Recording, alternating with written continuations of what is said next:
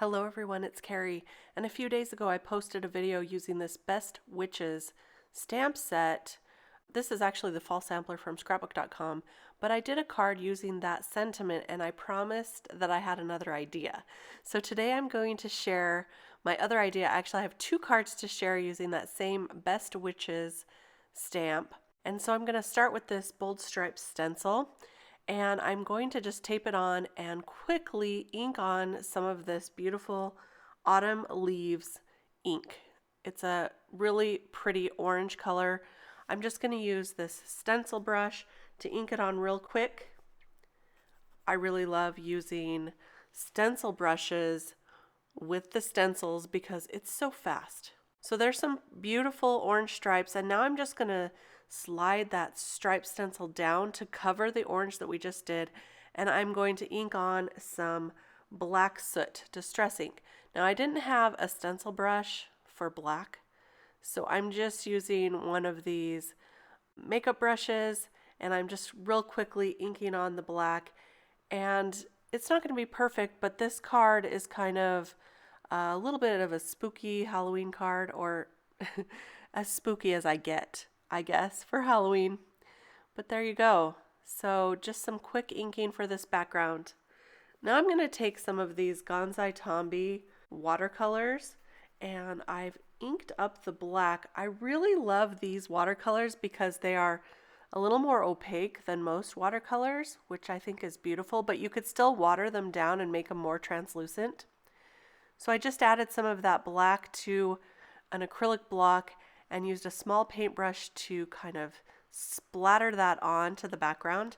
And I'm going to do the same with this gold. And this gold is so pretty because it has a little bit of a shimmer shine to it while remaining that gold color. So there you have the background. Now I have these witch's legs dies, and these are really fun. So I cut them out of purple and green. I'm going to use the green on the second card, but for this one I'm going to use the purple and attach some black witch's shoes to the top. And then there's a little die cut in this set that cuts out the buckle to the boots. And so I'm just going to use that to cut out some gold glitter paper, and I'll attach that as the buckle.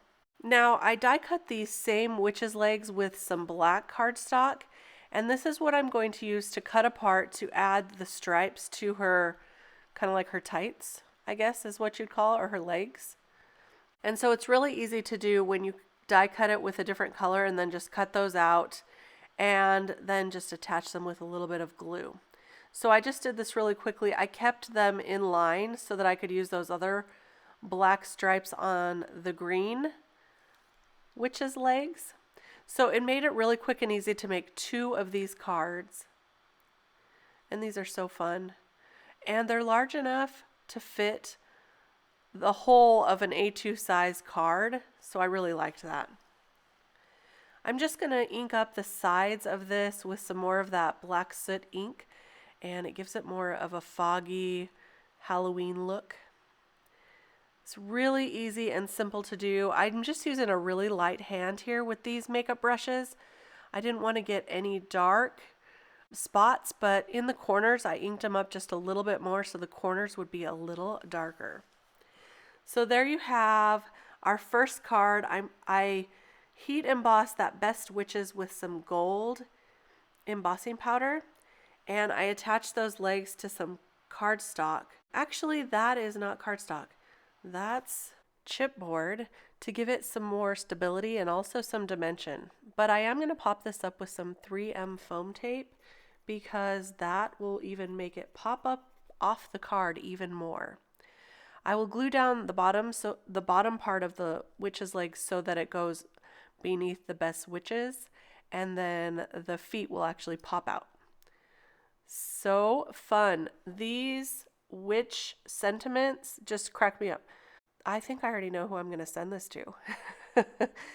So I just trimmed off the sides of that sentiment, attached it to a top folding card, and voila.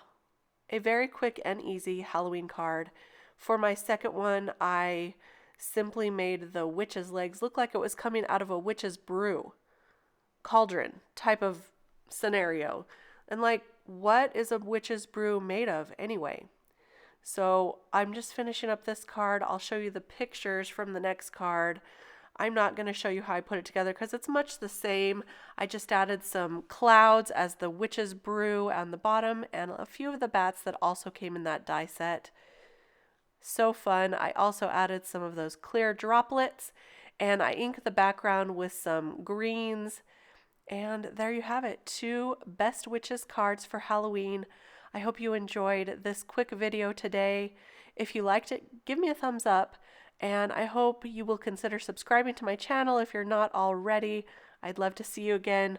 And I'll be back real soon with some more inspiration. Thanks for stopping by. Have a good day. Bye-bye.